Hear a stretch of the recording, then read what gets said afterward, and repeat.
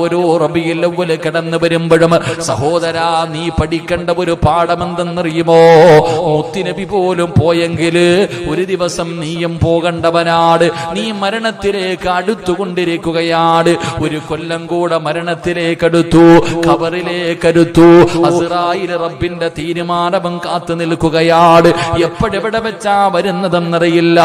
അതുകൊണ്ട് എന്റെ പ്രിയപ്പെട്ടവരോട് പറയുകയാ, ഒരുങ്ങിക്കോ, മരണത്തിന് വേണ്ടി തയ്യാറെടുത്തോ. അല്ലാഹുവിന്റെ മുന്നിലേക്ക് മടങ്ങാ സമയമായി. എല്ലാ തിരക്കുകളും മാറ്റിവെച്ചിട്ട് പോകേണ്ടി വരും. എല്ലാ സന്തോഷങ്ങളും മാറ്റിവെച്ചിട്ട് പോകേണ്ടി വരും. അതുകൊണ്ട് ഉമ്മമാരോട്, പെങ്ങന്മാരോട്, ചെറുപ്പക്കാരോട്, വാപ്പമാരോട്, കുട്ടികളോട്, എന്നോട്, ഉസ്താദന്മാരോട്, എല്ലാവരോടും പറയുകയാ, ഒരുങ്ങിക്കോ, മരണത്തിന് വേണ്ടി തയ്യാറെടുത്തോ. മരണത്തിന് വേണ്ടി നിലവിളിക്കണ്ട, അവിടെ കിടന്ന് പൊട്ടിക്കരയണ്ട, അസ്റായിലിനോട് യാചിക്കണ്ട, എനിക്ക് സമയം താ, ഒന്നും ചെയ്തു വെക്കാൻ കഴിഞ്ഞില്ലെന്ന് കരയണ്ട മോനെ. അതിനു വേണ്ടി അപരാധിപ്പെടണ്ട. മഹാനായ സയ്യിദുനാ അബൂ ഹുറൈറ റളിയല്ലാഹു തആല അൻഹു, ആ പേര് മറക്കാൻ കഴിയുമോ? അല്ലാഹുവേ, ഏത് ഹദീസിന്റെ കിതാബ് എടുത്താൽ അബൂ ഹുറൈറ തങ്ങളുടെ പേരില്ലാത്ത ഹദീസ് കാണൂല. ഏറ്റവും കൂടുതൽ ഹദീസ് റിപ്പോർട്ട് ചെയ്ത സ്വഹാബിയാണ് അബൂ ഹുറൈറ. അബൂ ഹുറൈറ റളിയല്ലാഹു തആല അൻഹു മരിക്കാൻ കിടക്കുകയാണ്. സക്കറാത്തിന്റെ അവസ്ഥയിൽ കിടക്കുകയാണ്. ആ സമയത്ത് വല്ലാതെ കരയുകയാ. അബൂ ഹുറൈറ തങ്ങൾ കിടന്ന് കരയുകയാ. കരയുന്നത് കണ്ടപ്പോ കാണാമെന്നവര് ചോദിച്ചു, അല്ല അബൂ ഹുറൈറ, എന്തിനാ കരയുന്നത്? മരിക്കാനുള്ള പേടി കൊണ്ടാണോ? അബൂ ഹുറൈറ തങ്ങൾ പറഞ്ഞു, മരിക്കാനുള്ള പേടിയുണ്ടല്ല, എന്റെ കയ്യിൽ കൊണ്ടുപോകാനൊന്നുമില്ലല്ലോ. അള്ളാന്റെ മുന്നിലേക്ക് പോകുമ്പോ കൊണ്ടുപോകാൻ എന്റെ കയ്യിലൊന്നുമില്ലല്ലോ. ഇതാരാ പറഞ്ഞതെന്നറിയോ? അബൂ ഹുറൈറ റളിയല്ലാഹു തആല അൻഹു. പടച്ചവനെ, മുത്തുനബിയതാ അവിടെന്ന് മുത്തുനബി ഉണ്ടല്ലോ. അല്ലാഹുവേ, പൂച്ചകളോട് നിങ്ങൾ കരുണ കാണിക്കണമെന്ന് പറഞ്ഞപ്പോ, അല്ലാഹുവേ പടച്ചവരെ, പൂച്ചയെ കയ്യിലെടുത്ത് വെച്ച് കളിപ്പിച്ച അബൂ ഹുറൈറ, പൂച്ചയുടെ വാപ്പെന്ന് സഹാബത്ത് വിളിച്ച, പൂച്ചയുടെ വാപ്പ എന്ന് അബൂ ഹുറൈറ, പൂച്ചയുടെ വാപ്പ എന്ന് സഹാബത്ത് വിളിച്ചിരുന്ന അബൂ ഹുറൈറ റളിയല്ലാഹു തആല അൻഹു കരഞ്ഞുകൊണ്ട് പറയുകയാ, ഞാൻ യാത്രയ്ക്ക് തുടങ്ങാൻ പോവുകയാണ്. ഒരിക്കലും അവസാനിക്കാത്ത ഒരു യാത്ര തുടങ്ങാൻ പോവുകയാണ്. എന്റെ കയ്യിലില്ലല്ലോ, അമല് കുറവാണല്ലോ. അബൂ ഹുറൈറ തങ്ങൾ കരഞ്ഞുകൊണ്ട് പറഞ്ഞു എന്ന് ചരിത്രം പറയുമ്പോ, ഈ സദസ്സിലിരിക്കുന്നവരെ, ഞാനും മരണത്തിലേക്ക് 33 വർഷം കഴിഞ്ഞു. ഞാനും അടുത്തിരിക്കുകയാണ്, നിങ്ങളും അടുത്തിരിക്കുകയാണ്. കൊണ്ടുപോകാൻ നിന്റെ കയ്യിൽ എന്തുണ്ട്? കൊണ്ടുപോകാൻ എന്തി കരുതി വെച്ചിട്ടുണ്ട്? സഹോദരിമാരോട് സ്നേഹത്തോട് ചോദിക്കുകയാ, ഇന്ന് രാത്രി മരിച്ചാ സ്വർഗം കിട്ടാൻ എന്തുണ്ടുമ്മ? ഇന്ന് രാത്രി നിങ്ങൾ ആരെങ്കിലും മരിച്ചു പോയാൽ സ്വർഗം കിട്ടാൻ നിന്റെ കയ്യിൽ ഒരമല് പറ. നിന്റെ കയ്യിൽ ഇരുന്നതും അല്ലാഹു സ്വീകരിച്ചെന്ന് പറയാൻ എന്ത് കഴിവാ നമുക്കുള്ളത്? എന്റെ പ്രിയമുള്ളവരെ, അതുകൊണ്ട് പറയുകയാ, ഒരുങ്ങിക്കോ. റബീഉൽ അവ്വൽ വരുമ്പോ മുത്തുനബി വഫാത്തായ മാസം കൂടെയാണല്ലോ. അതേ ദിവസമല്ലേ മുത്തുനബിയും യാത്രയായത്. ഈ പ്രായമുള്ളവരോട് എനിക്ക് പറയാറുള്ളത്, ആ ഓർമ്മ നിനക്കും വേണം. പ്രവാചകൻ പോയെങ്കിൽ പിന്നെ നീ ആരാ? അതുകൊണ്ട് എന്റെ പ്രിയപ്പെട്ടവരോട് പറയുകയാ, പരിശുദ്ധമായ റബീഉൽ അവ്വൽ 11 അല്ലാഹുവിന്റെ പ്രവാചകൻ രോഗം പിടിച്ച് കിടക്കുകയാണ്. മുത്തുനബി രോഗം പിടിച്ച് കിടക്കുകയാണ്. അല്ലാഹുവിന്റെ പ്രവാചകൻ രോഗം പിടിച്ച് കിടക്കുമ്പോ അല്ലാഹുവിന്റെ റസൂൽ അല്ലാഹുവേ എല്ലാ ഭാര്യമാരെയും വിളിച്ചുകൂട്ടി പ്രവാചകൻ അവിടെ നിന്ന് ഉപദേശങ്ങൾ കൊടുത്തു. കുടുംബക്കാരെ വിളിച്ചു കൂട്ടി ഉപദേശം കൊടുത്തു. എല്ലാം അള്ളാന്റെ റസൂല് ചെയ്തു. എന്റെ പ്രിയമുള്ളവരെ, അവസാനം അള്ളാഹുവിന്റെ പ്രവാചകൻ ആയിഷാ ബീവിയുടെ വീട്ടിൽ കിടക്കുകയാ. മുത്തുനബി രോഗം പിടിച്ച് കിടക്കുമ്പോ മുത്തുനബിയെ കാണാൻ ഫാത്തിമ എന്ന പൊന്നുമോള് വരികയാണ്. വാപ്പയെ കാണാമെന്നപ്പോ ഫാത്തിമ വല്ലാതെ നിലവിളിക്കുകയാണ്. വാപ്പയുടെ അവസ്ഥ കണ്ടിട്ട് പൊട്ടിക്കരയുകയാണ്. പൊന്നുമോൾ അടുത്ത് വന്നപ്പോ റസൂലുള്ള അടുത്ത് വിളിച്ചു, ഫാത്തിമ വാമോ. എല്ലാരും ഇങ്ങനെ നിൽക്കുമ്പോ പ്രവാചകൻ ഫാത്തിമ ബീവിയുടെ ചെവിയിൽ ഒരു രഹസ്യം പറഞ്ഞു കൊടുത്തു. എന്തേ രഹസ്യമെന്നറിയോ? ഫാത്തിമ, വാപ്പയുടെ മരണമെടുത്തു ഫാത്തിമ. അള്ളാന്റെ റസൂല് പറഞ്ഞു കൊടുത്തു മകളോട്, ഉപ്പ പോകുകയാണ്, ഉപ്പാടെ മരണമെടുത്തെന്ന് തോന്നുന്നു മോളെ. എല്ലാ വർഷവും റമളാനിൽ ഞാൻ ഒരു പ്രാവശ്യമാണ് ഖുർആൻ ജിബ്രീലിന് ഓതി കേൾപ്പിക്കുന്നത്. ഈ പ്രാവശ്യം ഞാൻ 2 പ്രാവശ്യം ഓതി കേൾപ്പിച്ചു. അതുകൊണ്ട് വാപ്പയുടെ മരണമെടുത്തിട്ടുണ്ട്. എന്റെ പൊന്നുമോള് കരയരുതേ. അള്ളാന്റെ റസൂല് ഫാത്തിമ ബീവിയുടെ ചെവിയിലെ രഹസ്യം പറയുമ്പോ മുത്തുനബിയുടെ പൊന്നുമോള് പൊട്ടിക്കരയുകയാ. അള്ളാന്റെ റസൂലിന്റെ പൊന്നുമോള് വല്ലാതെ കരഞ്ഞു. ഫാത്തിമയെ രണ്ടാമതും അടുത്ത് വിളിച്ചു. എന്നിട്ട് മുത്തുനബി പറഞ്ഞു, കരയല്ലേ ഫാത്തിമ, എന്റെ കുടുംബത്തിൽ നിന്ന് എന്റെ പുറകെ ആദ്യം വരുന്നത് നീയാട്. പൊന്നുമകളോട് പറഞ്ഞു കൊടുത്തു, പാപ്പ പോയാ തൊട്ടു പുറകിൽ നീയുണ്ട് ഫാത്തിമ. എന്റെ കുടുംബത്തിൽ നിന്ന് ആദ്യം എന്റെ പുറകിൽ വരുന്നത് നീയാണ് ഫാത്തിമ. പാപ്പ പൊന്നാര മകളുടെ ചെവിയിൽ മരണം പറയുമ്പോ ഫാത്തിമ ചിരിക്കുകയാ. അള്ളാന്റെ റസൂലിന്റെ പൊന്നുമോള് മരിക്കുമെന്ന് പറഞ്ഞപ്പോ ചിരിക്കുകയാണ്. എന്റെ പ്രിയമുള്ളവരെ, ആ രഹസ്യമാരും അറിഞ്ഞില്ല. പലരും ചോദിച്ചു പറഞ്ഞു കൊടുത്തില്ല. പക്ഷേ പിന്നീട് ആദ്യം വഫാത്തായത് ഫാത്തിമ ബീവിയാണ്. അപ്പോഴാണ് ആ സംഭവം മറ്റുള്ളവർക്ക് മനസ്സിലാക്കാൻ കഴിഞ്ഞതെന്ന് ചരിത്രം പറയുമ്പോ, എന്റെ പ്രിയമുള്ളവരെ, റബീഉൽ അവ്വൽ 11 അള്ളാഹുവിന്റെ പ്രവാചകൻ രോഗം പിടിച്ചിട്ട് വീടിന്റെ അകത്ത് കിടക്കുകയാ. ബോധമില്ല. റസൂലുള്ള തളർന്നു കിടക്കുകയാണ്. പെട്ടെന്നാണ് പ്രവാചകൻ അവിടെ നിന്ന് ബോധം തിരിച്ചു വന്നത്. അള്ളാഹുവിന്റെ റസൂല് വിളിച്ചു, ആയിഷ, പെട്ടെന്ന് ഓടിവാ ആയിഷ. ആയിഷ ബീവിയെ മുത്തുനബി വിളിക്കുകയാണ്. ഓടിവാ ആയിഷ, ഓടിവാ ആയിഷ. ആയിഷ ബീബി റളിയല്ലാഹു തആല അൻഹ പ്രവാചകന്റെ മുന്നിലെത്തി. മുത്തുനബി പറഞ്ഞു, ആയിഷ, ഇന്ന സ്ഥലത്ത് കുറച്ച് ദിർഹം ഇരിക്കുന്നുണ്ട്. 6-7 ദിർഹം പ്രവാചകന്റെ വീടിന്റെ അകത്തുണ്ട്. മുത്തുനബി പറഞ്ഞ് എടുത്തുകൊണ്ടുവരാൻ. ആയിഷ ബീബി റളിയല്ലാഹു തആല അൻഹ ആ തുച്ഛമായ ദിർഹം എടുത്തുകൊണ്ട് പ്രവാചകന്റെ കയ്യിൽ വെച്ചപ്പോ റസൂലുള്ള കരയുകയാ. മുത്തുനബി കരയുകയാ. എന്തിനാ നബിയെ കരയുന്നത്? ഇതെന്റെ വീടിന്റെ അകത്തിരിക്കുന്ന സമയത്ത് ഞാനങ്ങ് മരിച്ചുപോയാ. ഈ ദിർഹം എന്റെ വീടിന്റെ അകത്തിരിക്കുന്ന സമയത്താണ് ഞാൻ മരിച്ചു പോകുന്നതെങ്കിൽ എന്ത് കണക്ക് ഞാൻ അല്ലാഹുവോട് പറയും ആയിഷ? അതുകൊണ്ട് ഇത് പാപങ്ങൾക്ക് കൊണ്ടുകൊടുക്ക്, ഇത് പാപങ്ങൾക്ക് കൊണ്ടുകൊടുക്ക്, പെട്ടെന്ന് കൊണ്ടുപോവാ ആയിഷ. പ്രവാചകൻ ആയിഷ ബീവിയെ പറഞ്ഞു വിട്ടു, റബ്ബേ, പാപങ്ങൾക്ക് സദഖ കൊടുക്കാൻ 5 നയാ പൈസ ഇല്ല വാപ്പാ. റബീഉൽ അവ്വൽ 11 മുത്തുനബിയുടെ വീടിന്റെ അകത്ത് വിളക്ക് കത്തിച്ചില്ല. റബീഉൽ അവ്വൽ 11 അള്ളാന്റെ റസൂലിന്റെ വീടിന്റെ അകത്ത് വിളക്ക് കത്തിച്ചില്ല. പ്രവാചകം ചോദിച്ചു, ആയിഷ, എന്തേ വിളക്ക് കത്തിക്കാത്തത്? എന്തേ ആയിഷ വിളക്ക് കത്തിക്കാത്തത്? ആയിഷ ബീബി റളിയല്ലാഹു തആല അൻഹ മിണ്ടാതെ മാറി നിൽക്കുകയാ. കാരണം എന്തെന്നറിയോ? വിളക്കിന്റെ അകത്തൊഴിക്കാൻ എണ്ണയില്ല. മുത്തുനബിയുടെ വീടിന്റെ അകത്ത് മരിക്കുന്നതിന്റെ തലേ ദിവസം വിളക്കിന്റെ അകത്ത് ഒഴിക്കാൻ എണ്ണ പോലുമില്ല. പറഞ്ഞാ മുത്തുനബിയുടെ മനസ്സ് വേദനിക്കുമെന്ന് കരുതിയിട്ട് മിണ്ടാതെ മാറി നിന്നു. റസൂലുള്ള രണ്ടാമതും വിളിച്ചു, ആയിഷ, എന്തേ വിളക്ക് കത്തിക്കാത്തത്? പൊട്ടിക്കരഞ്ഞുകൊണ്ട് പറഞ്ഞു, മുത്തുനബിയെ, എണ്ണയില്ല നബിയെ, ഈ വീടിന്റെ അകത്ത് വിളക്കിന്റെ അകത്തൊടിക്കാനുള്ള എണ്ണ പോലുമില്ല നബിയെ. അള്ളാന്റെ റസൂല് മറ്റുള്ള ഭാര്യമാരുടെ വീട്ടിലേക്ക് പറഞ്ഞു വിട്ടു. അവിടെ നിന്ന് കിട്ടിയ എണ്ണ കൊണ്ടാണ് മുത്തുനബിയുടെ വീടിന്റെ അകത്ത് വിളക്ക് കത്തിച്ചത്. എന്റെ പ്രിയമുള്ളവരെ, റബീഉൽ അവ്വൽ 12 സുബഹിക്ക് ബാങ്ക് വിളിച്ചു. അള്ളാഹുവിന്റെ പ്രവാചകന് പള്ളിക്കകത്ത് നമസ്കാരം നടക്കുമ്പോ പ്രവാചകൻ പറഞ്ഞു, ആയിഷ ആ കർട്ടനൊന്നു മാറ്റാ. ആയിഷ ബീബി റളിയല്ലാഹു തആല അൻഹ കർട്ടൻ മാറ്റുകയാണ്. മുത്തുനബി സ്വഹാബികളെ നോക്കി. അബൂബക്കർ തങ്ങൾ ഇമാമത്ത് നിൽക്കുന്നുണ്ട്.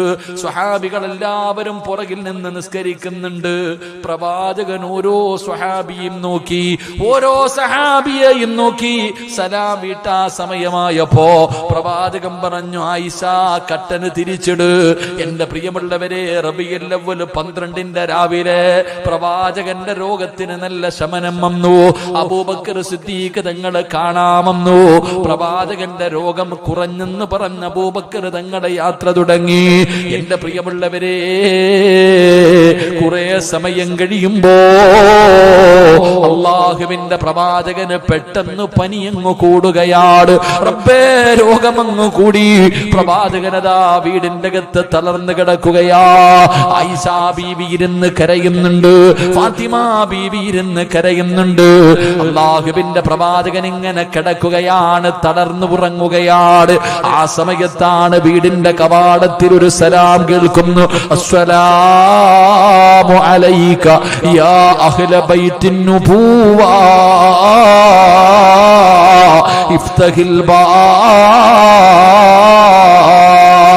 വീടിന്റെ കവാടത്തിൽ വന്ന് നിന്നാരോ സലാം പറയുകയാ. അള്ളാഹുവിന്റെ പ്രവാചകന്റെ കുടുംബമേ, വാതിലൊന്ന് തുറക്കുവോ, വാതിലൊന്ന് തുറക്കുവോ. അള്ളാഹുവിന്റെ പ്രവാചകന്റെ വീടിന്റെ കവാടത്തിൽ വന്ന് സലാം പറയുമ്പോ ഫാത്തിമ ബീബി റളിയല്ലാഹു തആല അൻഹ വിളിച്ചു പറയുകയാ, എന്റെ വാപ്പയ്ക്ക് സുഖമില്ല, എന്റെ വാപ്പ തളർന്നു കിടക്കുകയാ. നിങ്ങൾ പോയിട്ട് പിന്നെയൊന്ന് വരുവോ, പോയിട്ട് പിന്നെയൊന്ന് വരുവോ? ഫാത്തിമ ബീബി വിളിച്ചു പറഞ്ഞു, പടച്ചവരെ, കുറെ സമയം കഴിഞ്ഞു. രണ്ടാമതും വീടിന്റെ കവാടത്തിൽ അതേ മനുഷ്യൻ തന്നെ സലാം പറയുകയാ. അപ്പോഴും ഫാത്തിമ പറഞ്ഞു, എന്റെ ഉപ്പയ്ക്ക് വേദന സഹിക്കാൻ കഴിയുന്നില്ല, എന്റെ ഉപ്പ രോഗം പിടിച്ച് കിടക്കുകയാ, തളർന്നു കിടന്ന് ഉറങ്ങുകയാ. നിങ്ങൾ പോയിട്ട് പിന്നെയൊന്ന് വരുവോ? അല്ലാഹുവേ, കുറച്ച് സമയം കഴിഞ്ഞു.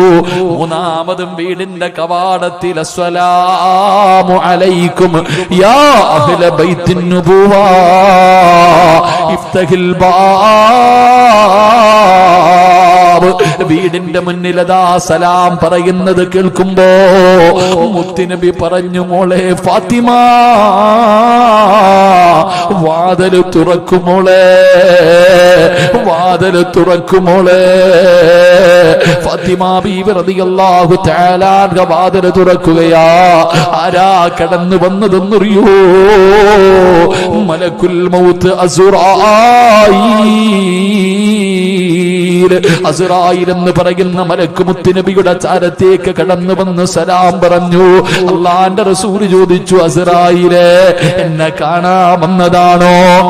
എന്നെ കാണാമെന്നതാണോ? യാ റസൂലല്ലാഹ്, അനുവാദം തന്നാൽ അങ്ങയുടെ റൂഹ് പിടിക്കാൻ അല്ലാഹു പറഞ്ഞു വിട്ടതാ, ഇല്ലെങ്കിൽ സന്ദർശിച്ചു മടങ്ങാമെന്നതാണ്. മുത്തുനബി അവിടെ അനുവാദം കൊടുക്കുകയാ.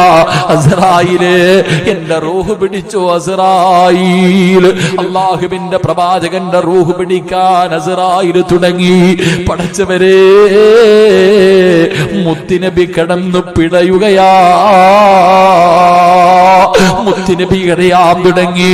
മരണവേദന സഹിക്കാൻ കഴിയാതെ പ്രവാചകന് പിടയാൻ തുടങ്ങി. അല്ലാഹുവിന്റെ റസൂൽ ചോദിക്കുന്നു, അസ്റായീലേ, ഒന്ന് പതുക്കെ പിടിക്കുമോ? അസ്റായീൽ, എനിക്ക് വേദനിക്കുന്നു. അസ്റായീൽ, എനിക്ക് വേദനിക്കുന്നു. അസ്റായീൽ, ഒന്ന് പതുക്കെ പിടിക്ക. അസ്റായീൽ. മുത്തുനബി അവിടെ നിന്ന് പറയുമ്പോ അസ്റായീൽ എന്ന മലക്ക് കരയുകയാ. അസ്റായീൽ എന്ന മലക്ക് കരയുകയാ. യാ റസൂലല്ലാഹ്,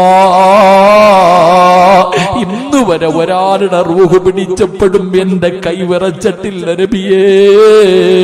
ഇന്ന് വരെ ഒരാളുടെ റൂഹ് പിടിക്കുമ്പോഴും എന്റെ കൈ വിറച്ചിട്ടില്ല നബിയേ.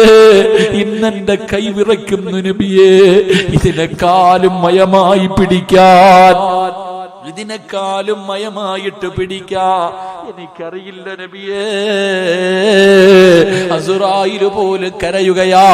അല്ലാഹുവിന്റെ പ്രവാചകന് ചരിത്രം പറയുന്നു, മുത്തുനബി എഴുന്നേക്കും തിരിച്ചു കിടക്കും, മുത്തുനബി എഴുന്നേക്കും തിരിച്ചു കിടക്കും. റസൂലുള്ള മരണവേദന സഹിക്കാൻ കഴിയാതെ പിടയുന്നത് കണ്ടപ്പോ ആയിഷാ ബീബി റളിയല്ലാഹു തആല അൻഹ, ഫാത്തിമ ബീബി റളിയല്ലാഹു തആല അൻഹ വാപ്പയുടെ ചാരത്തിരുന്നിട്ട് ഫാത്തിമ ബീബി ഉപ്പാടെ ശരീരം ഇങ്ങനെ തടകുകയാ. ചൂടുവെള്ളത്തിൽ തുണി മുക്കിയിട്ട് വെച്ചു കൊടുക്കുകയാണ്. ആയിഷാ ബീബി റളിയല്ലാഹു തആല അൻഹ മുത്തുനബിയുടെ തലയെടുത്തും മടിയിൽ വെച്ചു അല്ലാഹുവിന്റെ റസൂലിന്റെ മുഖത്ത് ഇങ്ങനെ തുടച്ചു കൊടുക്കുകയാ. എന്റെ പ്രിയപ്പെട്ടവരെ, ആ സമയത്ത് അല്ലാഹുവിന്റെ റസൂൽ പറഞ്ഞതെന്തെന്നറിയോ? ഈ സദസ്സിലിരിക്കുന്നവർക്ക് പഠിക്കാൻ പറയുകയാ. തന്റെ വീടിന്റെ അകത്തിരുന്ന അവസാനത്തെ ഒരു രൂപ പോലും സദക്ക കൊടുത്ത മുത്തുനബി ഉണ്ടല്ലോ, ആ റൂഹ് പിടിച്ചുകൊണ്ടിരിക്കുന്ന സമയത്ത് ഈ പ്രപഞ്ചം മുഴുവനും സൃഷ്ടിക്കാൻ കാരണക്കാരനായ അസ്റഫുൽ ഖൽഖ് നബി മുഹമ്മദ് മുസ്തഫ സല്ലല്ലാഹു അലൈഹി വസല്ലമ തങ്ങള് ആയിഷാ ബീവിയോട് പറഞ്ഞു കൊടുത്തത് എന്തെന്നറിയുമോ? ആയിഷാ,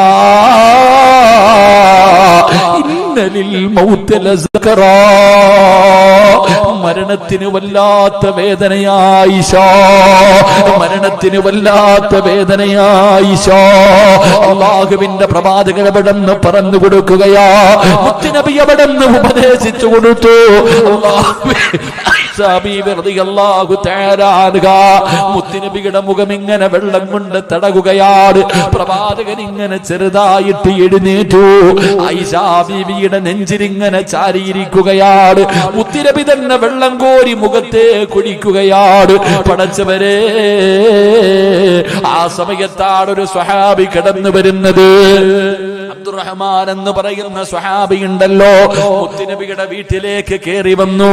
പ്രവാചകൻ ആയിഷാ ബീവിയുടെ മുഖത്ത് നോക്കി, ആ സ്വഹാബിയുടെ കയ്യിൽ നോക്കി.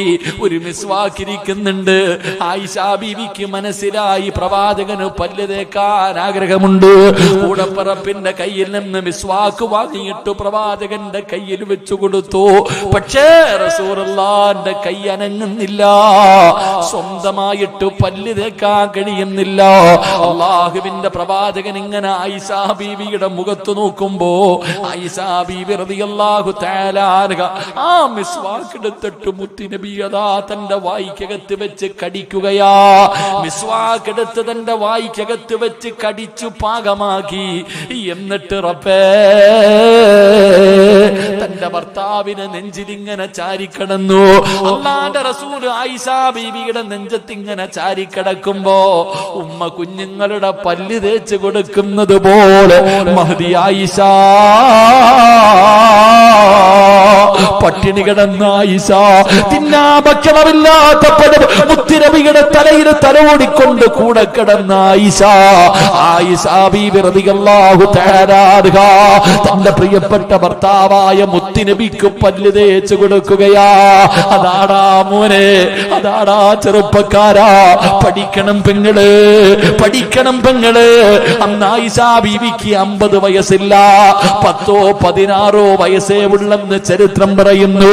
20 വയസ്സിന്റെ താഴെ മാത്രമാണെന്ന് ആയിഷയ്ക്ക് പ്രായം. ആയിഷാ ബീവിക്ക് മനസ്സിലായി എന്തിനാണ് തന്റെ ഭർത്താവ് നോക്കിയതെന്ന്. അല്ലാഹുവിന്റെ പ്രവാചകന് വഫാത്തായപ്പോ അവസാനമായിട്ട് പ്രവാചകന്റെ തൊണ്ടയ്ക്ക് താഴെ പോയത് സംസം വെള്ളമല്ല. ആയിഷാ ബീവി പറയുന്നുണ്ട്, ഞാൻ എത്ര വലിയ ഭാഗ്യവതിയാ, ഞാൻ എത്ര വലിയ ഭാഗ്യവതിയാ. ആയിഷാ ബീവിക്ക് മക്കളില്ലായിരുന്നു. അല്ലാഹ് ആയിഷാ ബീവിക്ക് മക്കൾ കൊടുത്തില്ല. ആയിഷാ ബീവി പറയുന്നു, എന്നെക്കാളും ഭാഗ്യമുള്ള ഒരാളുമില്ല. കാരണം മുത്തുനബി കടന്ന് വഫാത്തായത് എന്റെ മടിത്തട്ടില. മുത്തുനബിയുടെ തൊണ്ടയ്ക്ക് താഴെ അവസാനം ഇറങ്ങിയത് എന്റെ ഉമ്മനീരാ. എന്റെ ഉമ്മനീരാ മിസ്വാക്ക് വായിക്കകത്ത് വെച്ച് ചവച്ചരച്ചിട്ടാ മിസ്വാക്കാണ് തേച്ചു കൊടുത്തത്. അള്ളാന്റെ റസൂല് തുപ്പിയില്ലാതെ വിഴുങ്ങി. മുത്തുനബി അവിടെ നിന്ന് വിഴുങ്ങി. പെങ്ങളെ നീ പഠിക്കണം പൊന്നുമോളെ. അള്ളാഹുവിന്റെ പ്രവാചകൻ ഒരിക്കൽ ഒരു ഗ്ലാസ് പാല് കയ്യിൽ കിട്ടിയപ്പോ ആയിഷയോട് പറഞ്ഞു, കുടിക്കായിഷ. ആയിഷ ബീബി റളിയല്ലാഹു തആല അൻഹ കുടിച്ചിട്ട് തിരിച്ചു കൊടുത്തപ്പോ മുത്തുനബി നോക്കുകയാണ്. ആ ഗ്ലാസിന്റെ ചുറ്റുഭാഗം മുഴുവനും തെരഞ്ഞു നോക്കി. ആയിഷ ബീവി ചോദിച്ചു, എന്തേ നബിയെ തെരയുന്നത്? മോളെ, നിന്റെ ചുണ്ട് വെച്ച സ്ഥലം തിരയുകയാ. നീ എവിടെയാണ് ചുണ്ട് വെച്ച് കുടിച്ചതെന്ന് തിരയുകയാ. അള്ളാന്റെ റസൂല് കണ്ടെത്തി. മുത്തുനബി ആയിഷ ബീവി കുടിച്ച അതേ സ്ഥലത്ത് ചുണ്ട് വെച്ചിട്ട് പാല് കുടിച്ചെന്ന് ചരിത്രം പറയുമ്പോ ആയിഷ ബീവിയുടെ ഉമ്മനീര് മുത്തുനബിയുടെ അവസാനമായി തൊണ്ടയ്ക്ക് താഴെ ഇറങ്ങി. എന്റെ പ്രിയമുള്ള സഹോദരാ, റൂഹ് പിടിച്ച് അവസാനം തന്റെ നെഞ്ചിന്റെ ഭാഗമെത്തി. ആ സമയത്ത് റബ്ബേ, അല്ലാഹുവിന്റെ പ്രവാചകന്റെ വളർത്തുമകൻ സെയ്ദ് റളിയല്ലാഹു തആല അൻഹു മുത്തുനബിയുടെ കൂടെ ചെറുപ്രായത്തിൽ കിട്ടിയതാണ്. ഖദീജ ബീവി വിവാഹം കഴിച്ചപ്പോൾ കിട്ടിയതാണ്. ആ സെയ്ദ് റളിയല്ലാഹു തആല അൻഹു പ്രവാചകന്റെ വീടിന്റെ കവാടത്തിൽ ഇങ്ങനെ വന്നപ്പോ മുത്തുനബിയുടെ കൈയനങ്ങുകയാ. മുത്തുനബിയുടെ കൈയനങ്ങുകയാ. എന്തിനാ കൈയനങ്ങിയതെന്നറിയോ? അള്ളാന്റെ റസൂൽ ഇങ്ങനെ ആംഗ്യം കാണിക്കുന്നു, മോനെ സെയ്ദേ, എനിക്ക് വേണ്ടിയൊന്ന് ദുആ ചെയ്യ് മോനെ. മരണത്തിന് വല്ലാത്ത വേദനയാണ്, എനിക്ക് സഹിക്കാൻ കഴിയുന്നില്ല, ഒന്ന് ദുആ ചെയ്യണേ എന്ന് മുത്തുനബി പോലും ഇങ്ങനെ ആംഗ്യം കാണിച്ചു. അവസാനം റബ്ബേ, റസൂലുള്ളാഹിന്റെ ചുണ്ടുകൾ ചലിച്ചു. പ്രവാചകൻ ഈ ലോകത്തോട് യാത്ര പറയുകയാ. ഈ ലോകത്തോട് യാത്ര പറയുകയാ. അല്ലാഹുവിന്റെ റസൂലിന്റെ വീടിന്റെ അകത്തൊരു വല്ലാത്ത തേങ്ങല് കേട്ടു. മുത്തുനബിയുടെ വീടിന്റെ അകത്ത് വല്ലാത്ത തേങ്ങല് കേട്ടു. സുബ്ഹാനല്ലാഹ്. മദീനയുടെ മണൽത്തരികൾ പോലും കരയുകയാ. മദീനയുടെ മണൽത്തരികൾ പോലും, പടച്ചവരെ, വൃക്ഷങ്ങൾ പോലും, ഇലകൾ പോലും മദീനയിൽ വല്ലാത്ത ഒരു തേങ്ങല് കേൾക്കുകയാണ്. കാട്ടുതീ പടരുന്നത് പോലെ, കാട്ടുതീ പടരുന്നത് പോലെ റബ്ബേ, മദീന മുഴുവനും പ്രവാചകന്റെ മരണമങ്ങ് വഫാത്തങ്ങ് പരക്കുകയാ. പടച്ചവനെ, പിന്നെ പറയേണ്ടതില്ലല്ലോ, പിന്നെ പറയാൻ കഴിയില്ല. അവിടെ നടന്ന സംഭവങ്ങൾ പറയാനുള്ള ധൈര്യം നമുക്കില്ലല്ലോ.